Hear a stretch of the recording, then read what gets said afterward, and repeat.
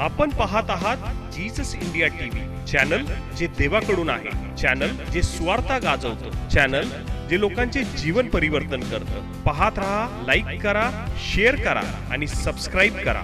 या सेवा कार्याला अजून वाढवण्यासाठी तुम्ही हातभार लावू शकता व आम्हाला तुमची आर्थिक मदत करू शकता. ऑनलाईन पेमेंटसाठी खाली दिलेल्या QR कोडला स्कॅन करून आपलं दान देऊ शकता. प्रवास 1-2 वर्षाचा नाही, जवळजवळ 27 वर्षाचा प्रवास आहे. आणि 27 वर्षामध्ये एखाद्या अरण्यातली मंडळी असावी तशी मंडळी आपण घेऊन निघालेलो आहे. आणि मंडळी हे दुसरं तिसरं काही नसतं तर देवाचं एक विजन असतं. असं लिहिलं की येशू ख्रिस्त हा मंडळीचा नवरा किंवा तो वर आहे. आणि तो वर येत असताना या वधूला तयार करण्याचं काम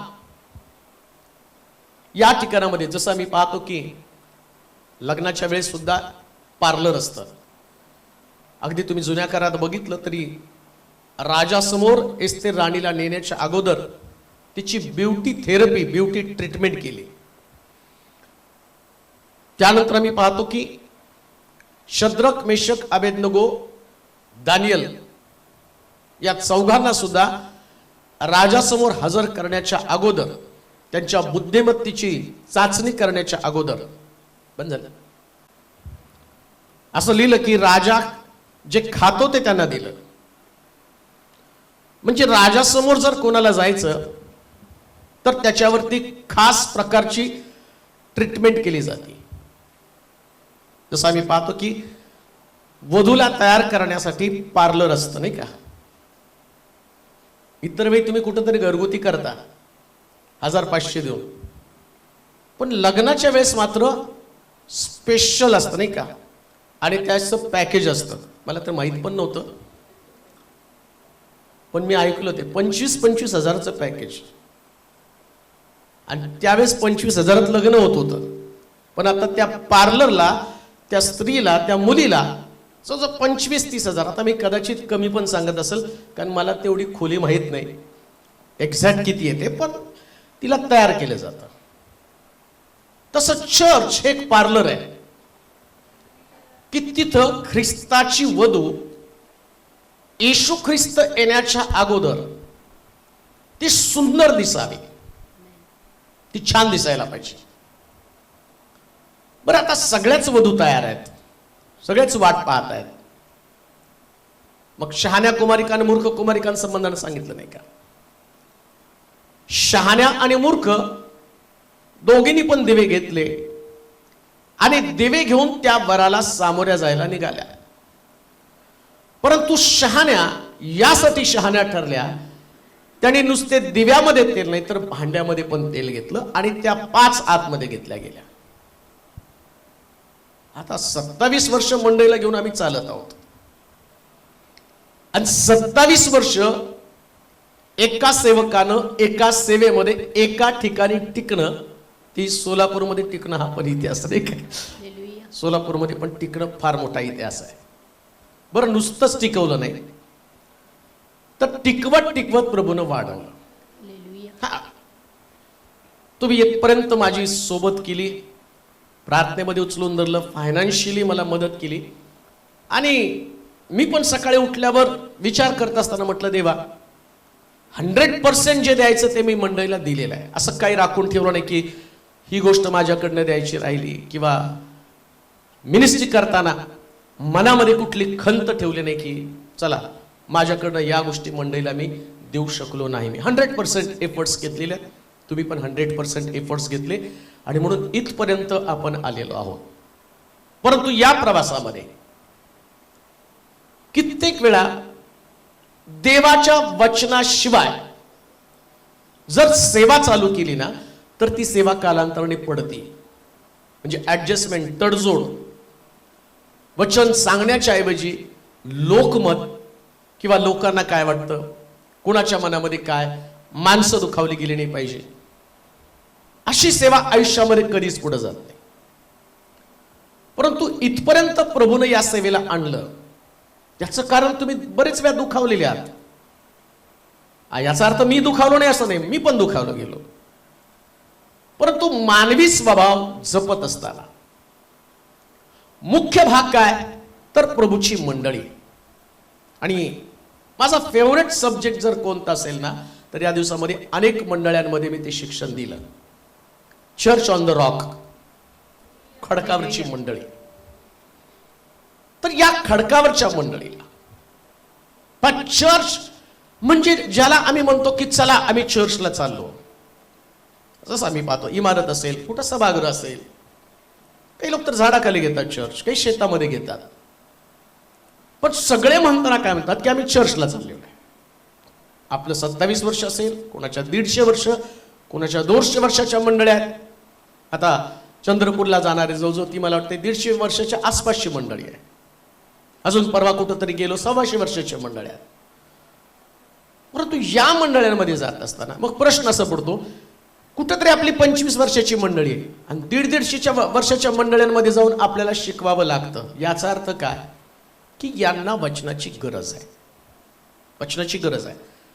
एक्झॅक्टली काय नेमकं मंडळी, अपेक्षा काय? आज मुख्य भाग जो आहे ज्याच्यासाठी ख्रिस्तानं वधू तयार केली किंवा मंडळी स्थापना केली, नेमकं हा उद्देश लोक विसरून गेलेले आहेत. येशू ख्रिस्त असताना चर्च नव्हता अशातला भाग नाही. येशू असताना पण चर्च होता. पण येशू ख्रिस्त आता शिष्यांना चर्चची संकल्पना स्पष्ट करून सांगत आहे. येशू ख्रिस्ताना असताना चर्च नव्हता असा भाग नाही बरं का, तेव्हा चर्च होतं.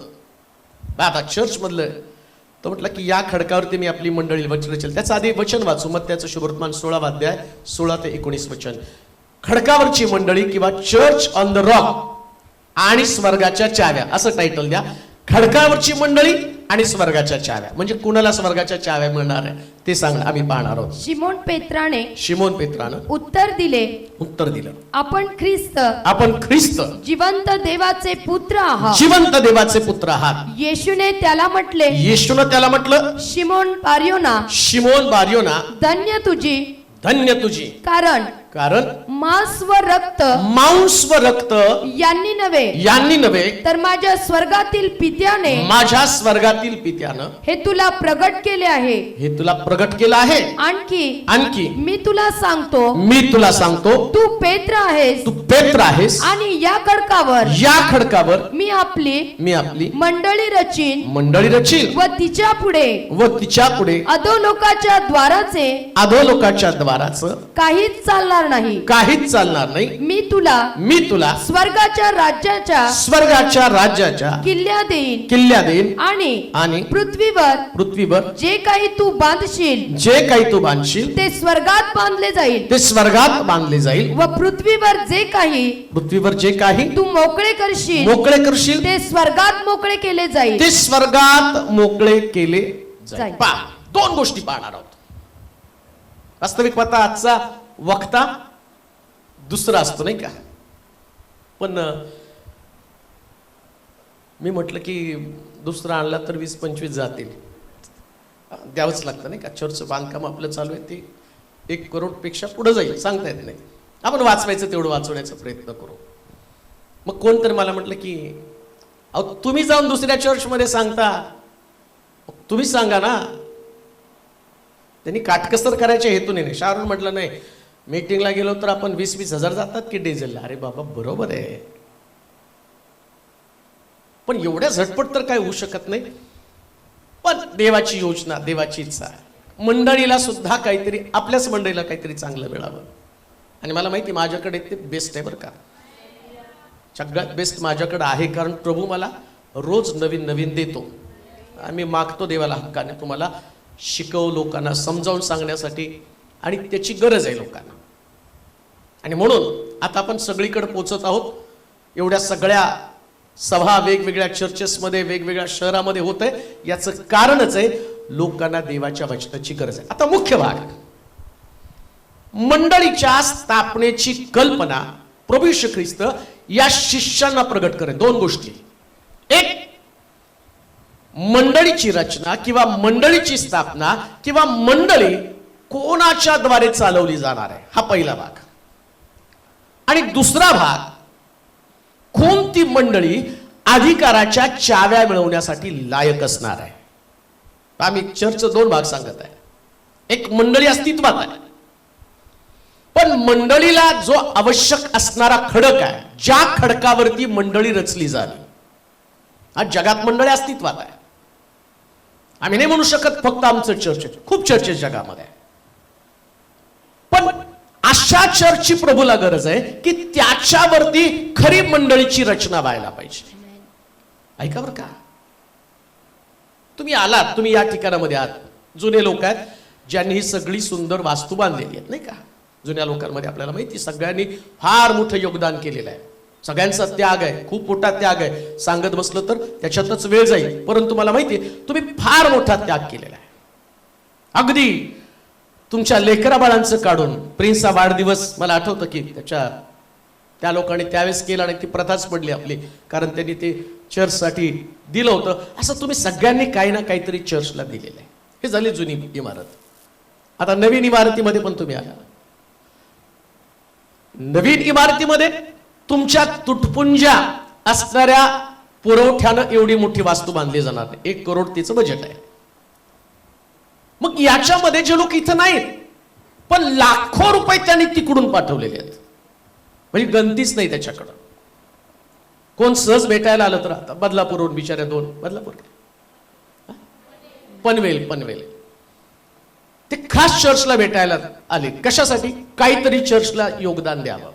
गेल्या आठवड्यामध्ये बदलापूरहून बिचारी एक गरीब सिस्टर त्या ठिकाणात आली होती. ती पण कधीतरी तिला चर्चला वेळ मिळेल तसं ती भेट द्यायला येता आता त्यांचं काही एवढी परिस्थिती चांगली नाही, येता 10,000 रुपये घेऊन आले चर्चला.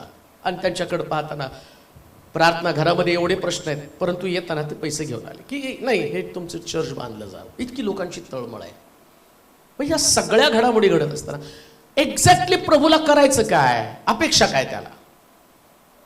या खडकावरती मी आपली मंडळी द्यायची. चर्च ऑन द रॉक, खडकावरची मंडळी. कोणती मंडळी खडकावरची मंडळी असणार आहे? आधीच्या मंडळ्यांचं काय? येशू ख्रिस्तानं मंडळीमध्ये प्रवेश केला, चर्चमध्ये प्रवेश केला. ऐका बरं का, त्यानं एंट्री केली आणि चर्चमध्ये 2 प्रकारचे लोक प्रार्थना करत होते. मी खडकावरच्या मंडळीविषयी सांगत आहे. येशू ख्रिस्तानं चर्चमध्ये एंट्री केली आणि एंट्री केल्याबरोबर एक परुषी प्रार्थना करत आहे आणि एक पापी व्यक्ती प्रार्थना करत. आधीच एक चर्च होतं, पण चर्च मध्ये गेल्यावर देव दुय्यम होता आणि प्रथम कोण होता? त्यांची स्वतःची धार्मिकता. आणि जो व्यक्ती तिथं होता तो व्यक्ती तिथं आला त्याच्याकडं वेळ खर्च करत होते. दुसऱ्या भाषेमध्ये मी सांगितलं, पेत्राने त्याला येशूने पेत्राला विचारलं, लोक मला काय समजतात? म्हणजे पहिला त्याचा प्रश्न होता, लोकांना माझी ओळख काय? ऐका बरं का, लोक मला काय म्हणून ओळखतात? म्हणजे येशू चर्च ऑन द रॉक किंवा मंडळी खडकावरती असावी, तर त्याचा पहिला मुद्दा, लोक मला काय म्हणून ओळखतात. आता प्रॉब्लेम काय माहिती का, येशूनं पाहिलेल्या मंडळीमध्ये लोक येशूला ओळखण्याच्या ऐवजी एकमेकाला ओळखण्यात वेळ खर्च घालवायला लागले. तो परुषी काय म्हणतो, हा पापी आहे. यानं त्याचा वेळ कशात खर्च घातला? तो पापी व्यक्ती आहे, तो शब्दात करत नाही, तो लुबाडणार आहे, ठकवणारा व्यक्ती आहे. आधीचं चर्च अस्तित्वात आहे, पण ते चर्च दुसऱ्याला दोष देण्यामध्ये वेळ खर्च करत आहे. असली मंडळी चर्च ऑन द रॉक होऊ शकत नाही, की ज्याच्यामध्ये तुम्ही धार्मिक आहात आणि बाकीचे लोक धार्मिक नाही. आता ह्या व्यक्तीची प्रार्थना काय? मी याच्यासारखा पापी नाही, मी दानधर्म करतो, दशांश देतो, तो सगळ्याशी प्रार्थना करत आहे. म्हणजे तो स्वतःची तुलना लोकांबरोबर करत आहे. पण चर्च ऑन द रॉक मध्ये तुमची तुलना व्यक्ती बरोबर नाही, तुमची तुलना ख्रिस्ताबरोबर असते. प्रियांनो, ख्रिस्ताबरोबर तुमची तुलना असली पाहिजे. तुम्ही त्याच्यासारखं परफेक्ट बना. तुम्हाला अशा प्रकारचे लोक मंडळीमध्ये सापडतील जी पापी आहेत, जी चुकलेले आहेत. चर्च ऑन द रॉक काय? मग खडकावरची मंडळी काय? मग खडकावरच्या मंडळीचं वैशिष्ट्य काय? शास्त्र सांगतं की त्या मंडळीमध्ये आता येशू ख्रिस्त त्या मंडळीतल्या एका व्यक्तीची प्रार्थना, तो कोणाची प्रार्थना प्रभावी आहे? तो व्यक्ती प्रार्थना करतो, प्रभू मी पापी आहे, मी चुकलेला आहे, वाईट आहे. चर्च ऑन द रॉक मध्ये लोक एकत्र येतात, त्यास ते आपल्या पापाचा विचार करतात. आपल्या पापाचा विचार, आपल्या कमतरता, आपल्या चुका. ज्या चर्च मध्ये लोक एकमेकाचा चुका पाहतात ते चर्च कधी चर्चच असू शकत नाही. ती ख्रिस्ताची मंडळी असू शकत नाही. ख्रिस्ताची मंडळी, या मंडळीमध्ये लोकांचं परिवर्तन आहे. आता दुसरा भाग सांगतो, का त्यांनी तसं म्हटलं. अजून एक गोष्ट मला सांगतो. या पेत्राला तो रहस्य सांगत आहे, जे रहस्य जगातल्या मंडळांना अतिशय आवश्यक आहे. अजून एक, तो आला, विधवा 2 टोल्या टाकत होती आणि बाकीचे लोक थैल्यानं टाकत होते. आता येशूनं दोन्ही चर्च मधले हे दोन्ही पण उदाहरण पाहिलं. काही थैल्यानं टाकायला लागलेत आणि विधवा उपजीविकेतल्या 2 टोल्या टाकत आहे. त्यांना ते चर्च मध्ये पाहिजे. इथं लोक दिखाऊपणा करत आहेत. तो असली पण मंडळी नको आहे. कोणती मंडळी? ज्या मंडळीमध्ये सगळं वरपांगी आहे. ऐका, चर्च कधीच वरपांगी असता कामा नये. जे आहे ते ओरिजिनल असलं पाहिजे. ओरिजिनल बर का, जे ओरिजिनल, दिखाऊपणा त्याच्यामध्ये असता कामा नये. ज्या दिवशी मंडळीमध्ये दिखाऊपणा येतो, वरपांगी जीवन असतं, ते चर्च खडकावरचं चर्च कधी नसतं. तिसरी गोष्ट, अजून मी तुम्हाला फक्त प्रस्तावना सांगत आहे, मुख्य भाग तर तुम्हाला पुढे पाहायचा आहे. येशू ख्रिस्त त्याला म्हणतो, लोक मला काय समजत आहेत, लोकांनी मला ओळखलं का? ऐका, तुमच्या चर्च मध्ये किती मोठं दान देणारे लोक ही तुमची ओळख असता कामा नये.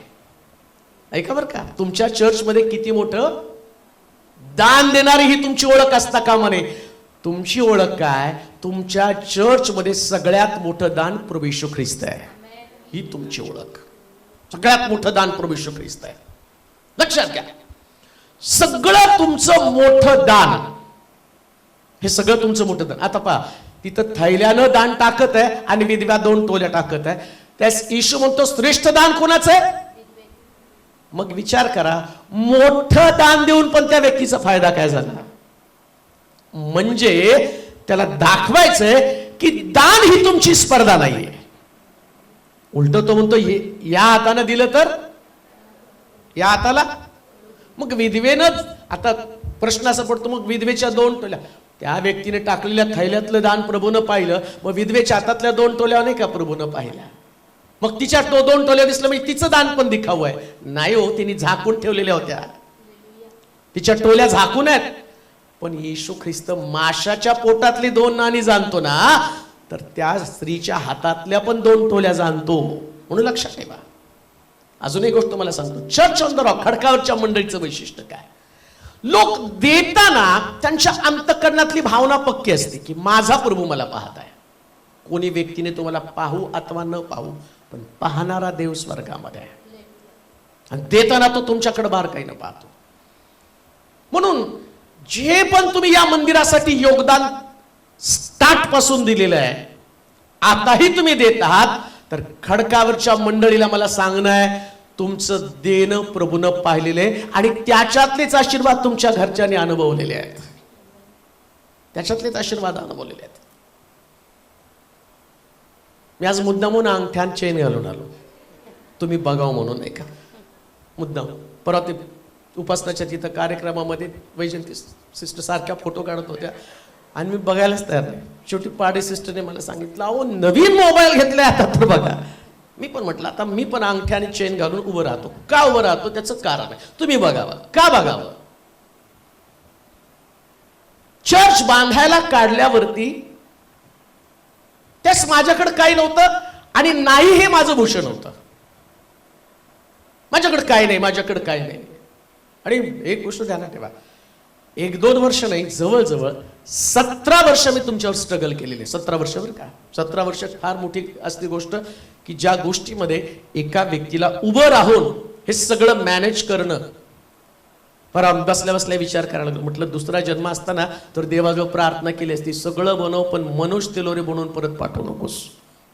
फार फार स्ट्रगल करावं लागलं का.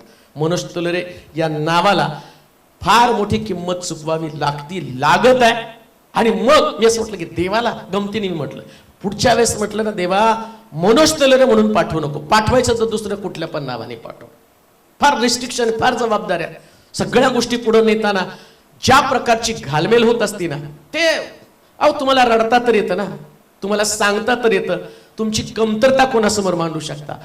या व्यक्तीला काही कुणाला सांगता येत नसतं, कमतरता कोणासमोर मांडता येत नसतं. का मी रडलो तर माझ्यावर लोक रडतील, मी जर कमतरता दाखवली तर लोकांच्या जीवनामध्ये आशा निघून जाईल, असं जगावं लागतं. आणि जगत असताना मी आज तुमच्या समोर उभा आहे का नव्हतं, पण खडकावरच्या ख्रिस्तानं सगळं देऊन दाखवून दिलं. मी कधीच कुणाच्या ऋणामध्ये राहत नाही, कधीच कुणाच्या ऋणामध्ये राहत. अहो त्यानं दिलंय, आता मग आता मी कशाला लपवून ठेवू. आवड मला नाही सोन्याची ती गोष्ट वेगळी, म्हणून ते सारखे माझे तिजोरी पण नाहीये, कधी कधी ते आमचे पण ओरडते, अरे कुठं टाकतोस काय, कोण नेत नाही का घरात, राहू दे. पण देव देतो, जितका पटीने द्या तितक्या पटीने प्रभू तुम्हाला परत करतो. माझा विषय तो नाही, पण तुम्हाला सांगतो या खडकावरच्या मंडळीचं वैशिष्ट्य काय की तुमचं देणं आणि तुमचं सगळं काही ते गुप्त असावं आणि प्रभू प्रतिफळ देतो. प्रभू प्रतिफळ देतो. तुमची स्थिती त्यावेळेची चर्च बांधण्याच्या अगोदरची स्थिती आणि आजची स्थिती याच्यामध्ये फार मोठा फरक आहे. याचं कारण चर्च ऑन द रॉक, खडकावरची मंडळी, खडकावरच्या मंडळीचं ते वैशिष्ट्य आहे. आता तिसरी गोष्ट ऐका. पहिली गोष्ट आम्ही पाहिली, येशू ख्रिस्त आला, त्यानं काय पाहिलं, प्रार्थना, आहे की नाही. प्रार्थना म्हणजे लोकांचं जीवन, म्हणजे चर्च मध्ये लोकांच्या जीवनाला तपासत बसू नका. कधी कधी म्हणतो ना, आता मला मी यांना ओळखलं. चर्चमध्ये नाही का, मला वाटलं ब्रदर अशा असतील, तसे नाही हो, आतल्या गाठीचे आहेत, सिस्टर आतल्या गाठीचे आहेत, त्यांचं असं आहे, आत्ता माझ्या लक्षात आलं. कोणाच्या जीवनाविषयीची आणि माहिती तुमच्या लक्षात येणं हे चर्च नाही. चर्च म्हणजे ख्रिस्ताविषयीची माहिती होणं, हा पहिला मुद्दा. दुसरा मुद्दा चर्च ऑन द रॉक मध्ये दुसरा मुद्दा की तिथं तुमचं देणं देव पाहतो, तुमचं देणं गुप्त असावं, तुमची धार्मिकता गुप्त असावी. तिसरी गोष्ट आता ऐका, अजून एक मी त्या गोष्टीचा विचार करत होतो आणि एक एक गोष्टी देव प्रगट करतो की नाही, हे रहस्य मंडळीला कळणं, जगातल्या प्रत्येक मंडळांना बरं का. येशू ख्रिस्त म्हणतो की मी आपली मंडळी खडकावरती रचेल आणि तिच्या पुढं अधोलोकाच्या द्वाराचं, आणि मी त्यांना काय देईल, स्वर्गाच्या राज्याच्या किल्ल्या देईल. आता सगळ्यामध्ये तुम्हाला कळेल, प्रार्थना यासाठी असते की स्वर्गाची असणारं स्वर्ग उघडला जावा, ती प्रार्थना एक चावी. देणं ही पण एक चावीच आहे, नाही का. द्या म्हणजे तुम्हाला दिलं, ही पण एक चावी आहे का नाही. आता तुम्हाला चाव्या आवश्यक आहे. तुम्ही चर्च म्हणून वावरत आहात आणि चर्च मधनं देव अपेक्षा काय करत आहे, मंडळीकडनं अपेक्षा काय करत आहे. आता चाव्या तर तुम्हाला पाहिजे, आणि त्या चाव्या की ज्याच्याद्वारे स्वर्गाचे असणारी जी स्वर्गाची तिजोरी ती उघडली जाईल.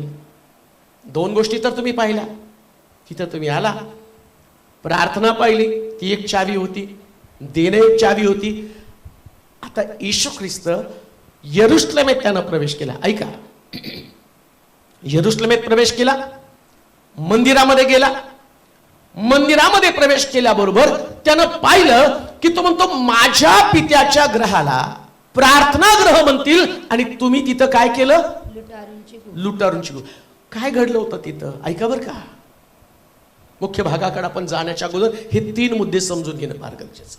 त्यानं प्रवेश केला, तिथं व्यापार बसलेला होता, सराफाचे चौरंग होते, आणि आतमध्ये चर्च मध्ये जर तुम्ही बघितलं तर एक बिझनेस चालू झालेला आहे, व्यापार. आता ही पण चावीच आहे, व्यापार पण काय पुढे जाण्याची चावी आहे. तुम्हाला स्वर्गातली चावी आवश्यक आहे, पण इथं काय झालं, ते लोक त्यांनी तिथं बाजार मांडला, तिथं कबूतर विकत होते, तिथं बकऱ्या विकत होते, तिथं पशु विकत होते, आणि मंदिरामध्ये हा व्यापार चाललाय. ऐका, माझ्या पित्याच्या ग्रहाला काय म्हणतील, आणि भरलं काय तिथं, बाजार. म्हणून चर्च ऑन द रॉक जे आहे त्या चर्च मध्ये कधी बिझनेस नसतो, तिथं फक्त प्रार्थना असते. दोन गोष्टी. चर्च हे नेहमी लोकांना प्रार्थनेकडे घेऊन जाणारं ठिकाण असलं पाहिजे. लोकांना प्रार्थना शिकवा, त्यांना देवावरती प्रेम करायला शिकवा. त्यांना प्रभूच्या वचनाचं आज्ञेचं पालन करायला शिकवा. त्यांना देवाच्या भयामध्ये चालवणं शिकवा. जेव्हा चर्च मध्ये बिझनेस येतो त्यास आपोआप लोकांचं देवाकडचं लक्ष डायव्हर्ट होतं आणि देवाकडचं लक्ष लागण्याच्या ऐवजी लोकांचं लक्ष व्यापाराकडे लागलं जातं. मग येशू ख्रिस्त हातामध्ये आसूड घेऊन आला आणि त्याने ते सगळे सराफाचे चौरंग उद्ध्वस्त करून टाकले. ज्या मंडळांमध्ये बिझनेस आहे, व्यापार आहे, मग तो तेल विक्रीचा असू द्या, नाही का, आम्ही तेलाच्या बाटल्या सुद्धा विकल्या जातात. जर तुम्ही बघितलं तर त्या ठिकाणामध्ये लोक आल्यानंतर प्रार्थनेचं तेल आणि मग ते विकलं जातं. मग कुठं कपडे विकले जातात, म्हणजे प्रार्थनेसाठी अभिषेकानं भरलेले कपडे. हा बिझनेस आहे. कोणताच बिझनेस चर्चमध्ये असता कामा नये. कोणताच बिझनेस. जेव्हा बिझनेस येतो त्यास प्रभूचं लक्ष मंडळीकडनं निघून जातं. आणि काय म्हटलं माहिती का, तो या मंदिराची चिऱ्यावर चिरा. कोणत्या मंदिराची? ज्याच्यामध्ये व्यापार चाललेला होता. म्हणून ज्या चर्च मध्ये येतो ना त्यास आमचं हेतू अगदी स्वच्छ आणि स्पष्ट असावा. आम्ही देवाच्या वचनाचीच फक्त घोषणा करणार. चर्च मध्ये कधी व्यवहार येऊ नये. चर्च मध्ये कधी व्यापार येऊ नये. मग येशू म्हटला, मी आपली मंडळी या खडकावरती रचेल. कोणत्या खडकावरती? ज्याचं एम, ज्याचा उद्देश आहे. काय उद्देश आहे? वाचा परत ते वचन. येशूने त्याला म्हटले, शिमोन बारयोना, धन्य तुझी, कारण मांस व रक्त यांनी नव्हे तर माझ्या स्वर्गातील पित्याने हे तुला प्रगट केले आहे. आणखी मी तुला सांगतो तू पेत्र आहेस आणि या खडकावर मी आपली मंडळी रचेन व तिच्या पुढे अधोलोकाच्या द्वारांचं काहीच चालणार नाही. अजून पुढे मी तुला स्वर्गाच्या राज्याच्या किल्ल्या देईन. कोणाला किल्ल्या देणार आहे? ऐका, मी तुम्हाला सगळं सांगताना नवरी संबंधानं सांगत आहे. नाही का, एक वधू घरामध्ये येते ना, वधू घरामध्ये आल्यानंतर आधीची जी वधू आहे ती वृद्ध झालेली असते, म्हणजे ती आधी बायको म्हणून आलेली असते. आणि मग ती आल्यावर तिच्या सासूनं तिला चाव्या दिलेल्या असतात. आणि नवीन आलेली सून आहे ना, तिचं लक्ष सासूच्या चाव्याकडे असतं आणि तिला त्या चाव्या पाहिजे असतात. आणि समजा एवढे दिवस संसार करून चाव्या मिळत नसेल, ती म्हणती घर सोडा. नवऱ्याला म्हणती दुसरीकडे कुठंतरी राहू, तिचं माझं काही पटणार नाही, सगळ्या चाव्या तिच्याकडे आहे. आता येशू ख्रिस्त या वधूला सांगत आहे की तुला त्या चाव्या मिळणार आहेत. कुणाला चाव्या मिळणार आहे? कोणत्या मंडळीला चाव्या मिळणार आहे? ऐका बरं का, चाव्या हा एक मोठा अधिकार आहे. चाव्या म्हणजे अधिकार आहे. अशी चावी असेल की अधोलोकाच्या द्वाराचं काही सुद्धा त्या मंडळीच्या विरोधामध्ये चालणार नाही. अधोलोक तर द्वार उघडणार आहे. आणि अधोलोकाची द्वारं ज्यास उघडली जातात, मागच्या वेळेस पण आम्ही पाहिलं, मागच्या रविवारचा जो संदेश होता, आणि बऱ्याच लोकांना जो मला वाटतंय आज संध्याकाळपर्यंत 12,000 लोक तो संदेश बघतील. 12,000 लोक होतील 7 दिवसामध्ये, ते पण रेकॉर्ड होईल. 12,000 लोकांनी तो संदेश पाहिला. पुष्कळ लोकांना त्या संदेशाच्या द्वारे ते म्हणतात, आजपर्यंत आम्हाला देवाच्या जवळ जायचं माहिती होतं, पण सैतानाला कसं चिडवायचं ते माहित नव्हतं. आता मी ते पण शिकलो, सैतान कसा चिडला जावा. आता बघा, सैतान येतो, अधोलोकाचं द्वार उघडतो. कारण अधोलोक जे आहे ना, ते अधोलोक त्या येशू ख्रिस्ताला त्याच्याकडनं चाव्या काढून घेतल्या. जसं सैतान स्वर्गामध्ये पोहोचतो तसं अधोलोकामध्ये पण पोहोचतो. स्वर्गलोक आणि अधोलोक दोन्हीकडे सैतान जातो येतो, त्याचं अपडाऊन चालू असतं. तुमच्या विरोधामध्ये तो सैतान अधोलोकातल्या सगळ्या गोष्टी तुमच्या घरामध्ये येऊन आणण्याचा प्रयत्न करतो. मग आम्ही पाहतो, अधोलोक म्हणजे मरण आहे, अधोलोकातलं दारिद्र्य, अधोलोकातले आजारपण, हे सगळे आणि त्या ठिकाणामध्ये तुमच्या जीवनामध्ये येण्याची शक्यता म्हणण्यापेक्षा येतात. केव्हा? या चाव्या तुमच्याकडे नसतील तर. मग तो म्हटलं ना, जे तुम्ही बांधाल ते, ज्याला लॉक कराल ते लॉक केलं जाईल. आता तुम्ही चर्च म्हणून, ख्रिस्ताची मंडळी म्हणून चर्च ऑन द रॉक तुम्ही आहात. आता तुमच्या चर्चमध्ये दारिद्र्य नकोय, फेल्युअर नकोय, वांजपणा नकोय, तुमच्या चर्चमध्ये कुठल्याही प्रकारचं व्यसन नकोय. मला आनंद वाटतो, परवा एका सिस्टरने फोन केला आणि सांगितलं, माझा नवरा 8 वर्ष दारू पित होता, 8 वर्ष, आणि त्याला कोणीच बदलत नव्हतं. 8 वर्षानंतर पहिल्यांदा तुमचा एक संदेश माझ्या नवऱ्याला ऐकवला. डॉक्टर दाखवले, त्याला रिपेअर करण्यासाठी काय म्हणतात ते, हा व्यसनमुक्ती केंद्र, त्याच्यात पण टाकला. आणि एवढा डांबरट होता, ते म्हणले अहो व्यसनमुक्ती केंद्रातल्या लोकांना पाजलं याने, इतका भारी होता तो.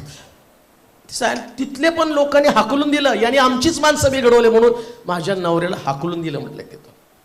आणि आम्हाला मोठा प्रश्न पडला की एवढा दारू प्यायचा, एवढा दारू प्यायचा. मग त्याला एक संदेश ऐकवला. ते म्हटले डॉक्टर बदलू शकला ना, घरातली माणसं मारून त्याला बदलू शकली, पण एका संदेशानं त्याचं जीवन बदललं. आज 6 महिने झालं तो दारू पित नाही. शास्त्र काय सांगतं, एकदा ती चावी तुमच्या ताब्यात आली आणि तुम्ही बंद केलं ना, व्यसन त्याचा बाप सुद्धा बाहेर येऊन तुमच्या घरातल्या लोकांना उद्ध्वस्त करणार नाही, पण चावी तुमच्याकडे यायला पाहिजे. या चर्चकडे ती चावी आली पाहिजे. आणि कशी ती चावी येणार आहे? Church on the rock. मंडळी अस्तित्वात कशासाठी आली? अधोलोकाचं द्वार मंडळीने बंद करावं. याच्यासाठी नाही आले तुम्ही एकत्र यावं आणि मग आम्ही म्हणतो नाही मेल्यावरती कब्रस्तान कुठे आहे, मुख्य भाग कुठे आहे, पुरायचं कुठं, लग्न कुठं लावायचं, चर्चच नाही तर, इमारत नाही तर. बऱ्याच लोकांना वाटतं येशू ख्रिस्तानं चर्च त्याच्यासाठी आलं, लग्न लावायसाठी, पुरायसाठी तुम्हाला. बरं तुमचं अहो तुमच्यापेक्षा ते पारशी लोक बरे टाकून देतात, तुम्ही खा म्हणतात पाखरांना. त्यांना माहिती आहे शेवटी पाखरं किडेच खाणार आहेत. आमचं मात्र नाही, आम्ही म्हणतो तिथं पुरलं, तिथं पुरल्यावर काय तुमचे वेगळे स्पेशल किडे आहेत, त्या थडग्यात तुम्हाला वेगळं खाणार आहेत आणि म्हणणार यांना हळूहळू खा का तर हे ख्रिश्चन आहेत. नाही हो, याच्यासाठी चर्च नाही. चर्च यासाठी आहे की त्यानं अधोलोक उद्ध्वस्त करावा. अधोलोक उद्ध्वस्त करण्यासाठी मंडळी आलेली आहे. ख्रिस्तानं मंडळीची रचना, मंडळीची स्थापना काय, अधोलोक उद्ध्वस्त करावा. तुम्हाला जाऊन अधोलोकाला उद्ध्वस्त करून टाकायचं आहे. असे लोक जे अधोलोकामध्ये अडकून पडलेले आहेत, दरिद्री असतील, गरीब असतील, वांज असतील, शापित असतील, पिढेनं भरलेले असतील, कर्जामध्ये अडकलेले असतील, हे सगळे अधोलोकाचे आणि त्यांच्यावरती असणारे शाप, या शापाला तोडण्यासाठी मंडळी प्रभूने स्थापित केलेली आहे. एक इमारत बांधली, अजून एक इमारत बांधावी या उद्देशानं कधीच अस्तित्वात आलं नाही चर्च प्रियानो. एक गोष्ट ध्यानात ठेवा, देवाला ज्यास पुरवठा करायचा असतो ना, त्यास देव सगळ्या गोष्टी गौरवानं पुरवत असतो. पुरवठा पण पाहू नका, पैशाकडे पाहू नका, असणाऱ्या आणि तुमच्या साधन सामुग्रीकडे पाहू नका. खरं तर युद्ध आमचं त्या अधोलोकाच्या विरोधामध्ये. आणि म्हणून येशू म्हटला आतापर्यंत जे चर्च होतं, या चर्च मध्ये त्यांनी पाहिलं तर म्हणतो लोक प्रार्थनेसाठी एकत्र आलेत पण त्यांचं लक्ष एकमेकाकडे लागलं. लोक प्रार्थनेसाठी एकत्र आलेत पण त्यांचं लक्ष दानाकडे लागलेलं आहे. त्यांनी किती दान टाकलं याच्याकडे त्यांचं लक्ष आहे. तिसऱ्यांदा त्यानं पाहिलं तर म्हणतो लोक चर्च मध्ये आले पण व्यापार करत आहे, व्यवहार करत आहे, त्यांच्यामध्ये आर्थिक घडामोडी घडत आहेत. याही गोष्टीला प्रभूला पसंत नव्हत्या. मग येशू ख्रिस्त त्याला सांगतो असं नाही, अधोलोकाच्या द्वारापुढे काही चालणार नाही, असं चर्च मला अस्तित्वात आणायचंय. शिलोच्या लोकांना अधोलोकाचं द्वार उद्ध्वस्त करणारे लोक तुम्ही असलं पाहिजे. इफिसकराच्या पत्रामध्ये 6व्या अध्यायाच्या 10 आणि 12 वचनामध्ये असं काय लिहिले वाचा, जे तुम्हाला आणि मला सगळ्याला पाठ असणारं वचन आहे, परंतु हे वचन याच्या संदर्भात काय म्हणतं वाचूया. इफिसकराचं पत्र 6वा अध्याय 10 ते 12 वचन. शेवटी प्रभू मध्ये व त्याच्या प्रभावी सामर्थ्याने बलवान होत जा, बलवान होत जा. सैतानाच्या डावपेचांपुढे तुम्हाला टिकाव धरता यावा म्हणून देवाची शस्त्र सामुग्री धारण करा. कारण आपले झगडणे रक्त मांसाबरोबर नव्हे, नाही, तर सत्तांबरोबर अधिकारांबरोबर सत्याच्या काळोखातील जगाच्या अधिपती बरोबर आकाशातल्या दुरात्म्यांबरोबर आहे. या कारणास्तव तुम्हाला वाईट दिवसात प्रतिकार करता यावा हा. व सर्व काही केल्यावर टिकाव धरता यावा म्हणून देवाची शस्त्र सामुग्री घ्या. बस तो की सैतान खूप चालाक आहे. एक गोष्ट ध्यानात ठेवा, चालाक सैतानाला एक गाणं म्हणून तुम्ही हरू शकत नाही, नाही का? वो देखो आणि आम्ही बघतो गेला का. मग दुसरं आमचं गाणं येतं, येशू ने उसको हमने कैसे मारा, जूतों से मारा. मग तुम्ही म्हणला तो चपला खात तुमच्या, अहो तो इतका हुशार आहे ना, तुमच्या चपल्या खायसाठी थोडी बसणार आहे. तुम्ही गाणं गाताना तो काय म्हणतो का, त्याची निंदा चवले आणि मग तो इथं दाराच्या बाहेरच तुमचं कौतुक ऐकत बसला. तो कशाला येतोय तुमच्या चर्चमध्ये? त्याची नालस्ती करण्यासाठी थोडी येणार आहे. तो फार हुशार आहे, चाणाक्ष आहे. हा चलाक शैतान काय करतो माहिती का, तो गाण्यापुरतं तुम्हाला त्याच्यामध्ये अडकून ठेवतो. अजून कशामध्ये अडकवतो माहिती का शैतान? तुम्हाला प्रार्थनेच्या पाण्यामध्ये अडकून ठेवतो. नाही ती पाणी द्या ना आशीर्वादित करून, मग आम्ही त्याच्यावरती शिंपडतो. मग बरं, मग कशामध्ये अडकून ठेवतो? तो तुम्हाला बायबलमध्ये अडकून ठेवतो. बायबलमध्ये कसं, रात्री झोपताना उशाला घेतलं, तुमचा विषय संपला, वाईट स्वप्न पडणार नाही, अमुक होणार नाही. तो इतका चातर, इतका हुशार, इतका धूर्त आहे. तिथं स्पष्ट सांगितलं पौलानं बरं का, इपिस्कराच्या मंडळ, तुमचं झगडणं रक्त मांसाबरोबर नव्हे. म्हणजे तो तुम्हाला झगडवतो कोणाविरुद्ध झगडवतो? माणसाविरोधात. चर्च ऑन द रॉक संबंधानं सांगत आहे. त्याचं लक्ष काय? तुम्ही म्हणा हारा हुआ शैतान मेरे जूतों के नीचे, यीशु ने क्रूस पर शैतान को हराया, हारा हुआ शैतान मेरे जूतों. सगळं गाणं तुम्ही गायलं. तो म्हणतो गाणं काही पण म्हणा, पण मी तुम्हाला एकमेकाविरोधात कसं लढवतं ते बघा. ख्रिस्ताची मंडळी कशी आहे, ती हुशार होती. चर्च ऑन द रॉक कसं आहे, ते व्यक्तीला आपला दुश्मन मानत नाही. हे ओळखायला पाहिजे, हुशार व्हायला पाहिजे. पौल इपिस्कराच्या मंडळीला पत्र लिहिताना म्हणतो, त्याच्या डावपेचा पुढे तुम्हाला टिकाव धरता यावा. अहो त्यानं, या सैतानानं 2 लोक बागेतनं बाहेर पडल्यावर 4 लोकांचं कुटुंब आहे, त्याच्यामध्ये कायनाला हबेलाच्या विरोधामध्ये लढवलं आणि हबेलाचा खून करण्यासाठी भाग पाडवलं. इतका हुशार आहे तो. देवाच्या विरोधामध्ये या लुसिफरनं आदामाला देवाच्या विरोधामध्ये बोलण्यासाठी भाग पाडलं. हा लुसिफर आहे तो. बागेमध्ये असताना त्याच तो लुसिफर त्या आदामाकडे येतो, हवेकडे येतो, तिला म्हणतो फळ का. पती पत्नीमध्ये सुद्धा त्यांनी भांडण लावलं आणि त्या दोघांना विभक्त केलं. म्हणून लक्षात ठेवा, चर्च ऑन द रॉक मध्ये पती पत्नी एकमेकाशी भांडत नाही, मुलं आई वडिलांशी भांडत नाही, सासू सुनांशी भांडत नाही. कारण हा लुसिफर सगळ्यांना एकमेकाविरोधात लढवण्याचं काम करत आहे. जरी तुम्ही मंडळीमध्ये चाललाय, तुम्ही जाताय चर्चमध्ये, पण आत काय चाललंय तुमच्या घरामध्ये हा मोठा मुद्दा आहे. सैतान म्हणतो चर्चला जा, चर्चला जाण्याचं काय अडकव. तो नाही म्हणणार तुम्हाला चर्चला जाऊ नका. त्याला तो मुद्दा म्हणतो जावा चर्चला. आणि पाळक काय सांगतो, मन लावून ऐका आणि खाली बसलं प्रेज लॉर्ड पण म्हणा, सगळं म्हणा म्हणतो. पण घरी गेल्यावर एकमेकाच्या विरोधात लढा. हा त्याचा डाव आहे. पतीनं पत्नी विरुद्ध लढावं, मुलानं बापाविरुद्ध लढावं, भावानं भावाच्या विरोधामध्ये लढावं, हे त्याचं डाव आहे. मग आता काय म्हणतो पौल, अरे हुशार व्हा, चालक व्हा. आता तुम्ही चर्चमध्ये आला, चर्चमध्ये आल्यावर तुमचं व्यक्तिगत कुणाशी तरी भांडण ठरलेलंच आहे. आणि ते 12 शिष्यांमध्ये सुद्धा होतो. ते तरी येशूचे शिष्य होते, तुम्ही तर माझे. ते तरी येशूचे होते आणि ती येशूच्या तोंडावर भांडत होते. धन्यवाद, तुम्ही माझ्या तोंडावर तर भांडत नाही. येशूच्या तोंडावर भांडत होते, कोण मोठं आहे कोण मोठं आहे. म्हणजे हा लुसिफर शिष्यांमध्ये सुद्धा त्यांनी वाद निर्माण केले. ज्या मंडळीमध्ये, ज्या चर्चमध्ये लोक एकमेकाविरोधामध्ये लढत असतात, ते चर्च ऑन द रॉक कधीच नाही. पेत्राला तर म्हटलं, मी माझी मंडळी या खडकावर. कोणत्या खडकावरती? जी मंडळी हुशार आहे. याचा अर्थ असं होणार नाही की तुमचं मंडळीमध्ये कोणाशी वाद नाहीच आहे, असणार वाद. आणि कुठपर्यंत असणार माहिती का? तुम्ही मरत नाही तोवर. तुमच्यापैकी दोघांपैकी कोणतरी मेल्यावरच वाद संपणार. मग तुम्ही म्हणत चांगले होते, भांडायला टाइमपास तर होता नाही का. 2 शब्द त्यांना बोलताय.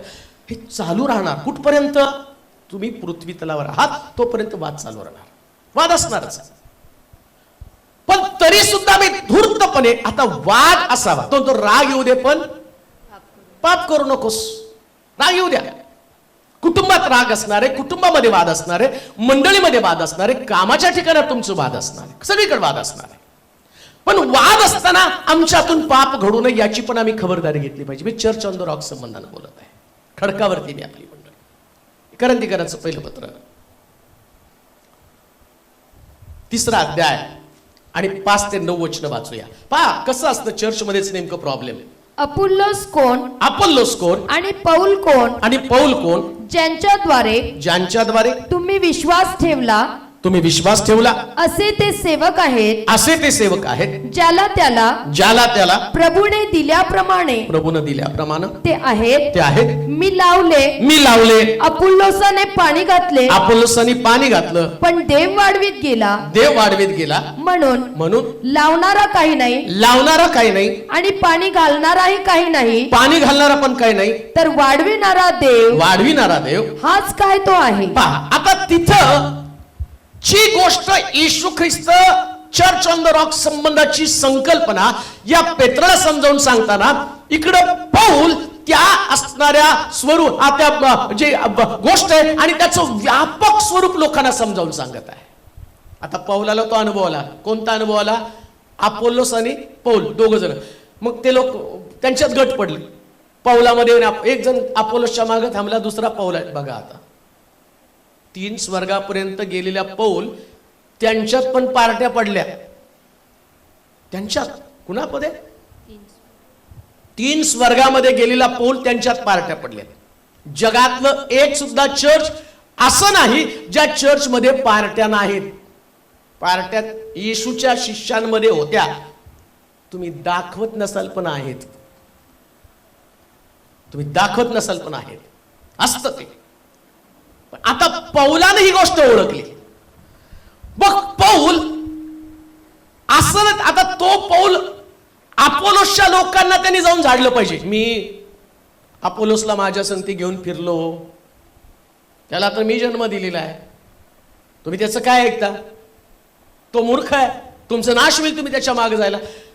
पौलानं डावपेच ओळखले. ख्रिस्ताची मंडळी कशी असावी हे पौलानं त्या लोकांना समजावून सांगितलं. आणि तो इतकं सुंदर सांगतो. मी काय लिहिलं? मी लावलं कोणी? मी अपुल्लोसाने पाणी घातले, वाढवलं कोणी? पण देव वाढवीत गेला. इतकं सुंदर त्यानं सांगितलं. मी पेरलं, अपोलोस येऊन तुम्हाला पाणी घालत आहे. म्हणून अपोलोस हा काही चुकीचा व्यक्ती नाही. त्यानं त्याच्याविषयी बोलण्याच्या ऐवजी हे सगळ्यापेक्षा त्यानं प्रभूला उंच केलं. ही मिनिस्ट्री, ही सेवा, या सेवेमध्ये चर्च म्हणून आम्ही पुढे जातो, त्यास आम्ही वाढवणाऱ्या देवाकडे लोकांचं लक्ष लावलं पाहिजे. ते चर्च ऑन द रॉक आहे. अपोलोस पाणी घालतो म्हणून अपोलोस काही पौलाचा शत्रू नाहीये. जेव्हा मंडळीमध्ये येणाऱ्या लोकांची काळजी घेतली जाते ना, तर लोकांची काळजी घेताना तो कोणी आणला. तुम्ही कदाचित लोकांमध्ये बऱ्याच ठिकाणामध्ये असतात, सेल ग्रुपवरून पण भांडणं होत असतात. आता आपल्याकडे नाही जास्त, आपण तेवढं करत नाही. माझ्या सेल ग्रुपमध्ये तुम्ही का गेला? होतं बऱ्याच ठिकाणामध्ये. आम्ही गेल्यावर, आता मी एवढ्या ठिकाणात जातो, गेल्यावर मला ते दिसतंय. बऱ्याच ठिकाणामध्ये गेल्यावरती, मंडळांमध्ये गेल्यावरती सांगतात, अहो तू का चर्च सोडलं? नाही, माझ्या सेल ग्रुपमध्ये तो गेला, त्याला पाळत काय बोलला नाही, मग आम्ही सोडलं. अरे बापरे, असं पण असतंय. पहिल्यांदा मला कळालं हे असतंय. कधी कधी एखाद्यानं लावलं, दुसरा तिथं गेला, तो वचन सांगत आहे, पण मेंढरा कुणाची येतो? देवाची. ने गेली पाहिजे कुणाकडे पाहिजे? मग तुझं माझं भांडण येतं कुठं? तुझं माझं? चर्च ऑन द रॉक संकल्पना मी सांगत आहे. खडकावरची मंडळी म्हणजे त्या मंडळीमध्ये कोणत्याच गोष्टीसाठी वाद नाही. आता सैतान तुमच्यामध्ये छोटेसे वाद निर्माण करतो. तो तुझी मेंढर, माझी मेंढर, तू आणि तू त्याच्यावरती मेहनत घेतली. पौल पण ते मी काय केलं, मी लावलं कोणी, म्हणजे मी गेलो तिथं वचन सांगायला पहिल्यांदा, पहिली माझी एंट्री झाली. तो माझा आत्मा आहे. मग त्याच्यामध्ये ती भावना, आणि जाऊन पौल बघतो तर अपोल्लोस तिथं जाऊन प्रार्थना घेत आहे. आधी जिंकलं घर कोणी, आणि दुसऱ्यांदा व्हिजिटिंगला गेल्यावर सापडलं कोण. मग आता पौलाचं डोकं फिरायला पाहिजे का नाही. तो तिथं जाऊन त्यांना